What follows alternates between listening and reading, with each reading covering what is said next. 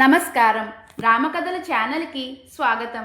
ఈరోజు మనం శ్రీరాముడు తల్లిదండ్రుల సేవకై లక్ష్మణుణ్ణి అయోధ్యకు వెళ్ళమని చెప్పుట, లక్ష్మణుడు విముఖత తెలుపుట అనే విషయం గురించి తెలుసుకుందాం.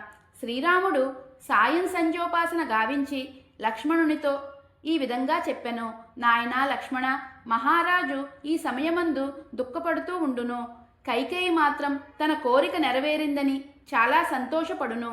కానీ భరతుడు రాజు అయిన తరువాత తన అధికారం నిలుపుటకు రాజు ప్రాణాలు తీయదు కదా.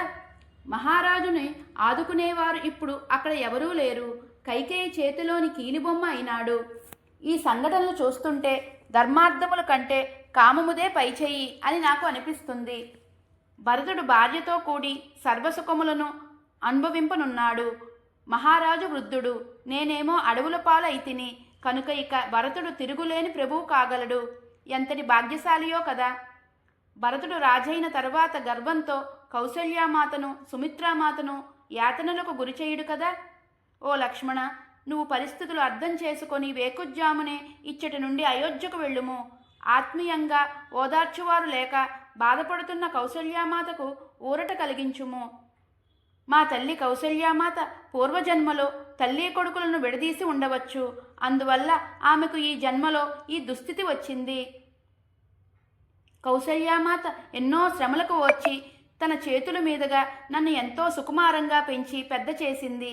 కానీ నేను ఆమెకి సేవలు చెయ్యవలసిన సమయమున దూరమైతిని. నేను కన్నతల్లికి సేవలు చెయ్యలేకపోతిని. లక్ష్మణ, కౌసల్యాదేవికి నేను అంతులేని శోకమునే మిగిల్చి తిని.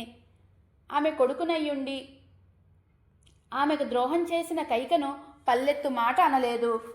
పుత్రుణ్ణి కలిగియుండి కౌసల్య పుత్రులు లేని దాని వలె విలపించెను. ఆమె దురదృష్టవంతురాలు. నేను కోపంతో భూమండలమును వశము చేసుకోగలను, కానీ అకారణంగా పరాక్రమమును ప్రకటించుట తగదు. అధర్మమునకు భయపడి పరలోక భీతి కారణమున నేను ఆగితిని అని చెప్పగా లక్ష్మణుడు, ఓ ప్రభు, నువ్వు లేని అయోధ్య నాకు చంద్రుడు లేని రాత్రి వలె తేజోవిహీనమైనది. నువ్వు ఈ విధంగా బాధపడుట తగదు. నేను గాని సీతాదేవి గాని నువ్వు లేకుండా క్షణకాలం కూడా జీవింపజాలము. రామా, నువ్వు లేనిచో తండ్రి అయిన దశరథ మహారాజు గాని తోబుట్టువైన శత్రుఘ్నుడు గాని కడకు కన్నతల్లి అయిన సుమిత్రాదేవి గాని నేను చూడగోరను. నీవు లేని స్వర్గం కూడా నాకు అక్కరలేదు. ఈ మాటలు విన్న రాముడు వనములలో తనతో కలిసి ఉండుటకు లక్ష్మణుణ్ణి అనుమతించెను. ఇది ఈరోజు కథ. తదుపరి భాగంలో మరో అందమైన సంఘటనను తెలుసుకుందాం. ధన్యవాదములు.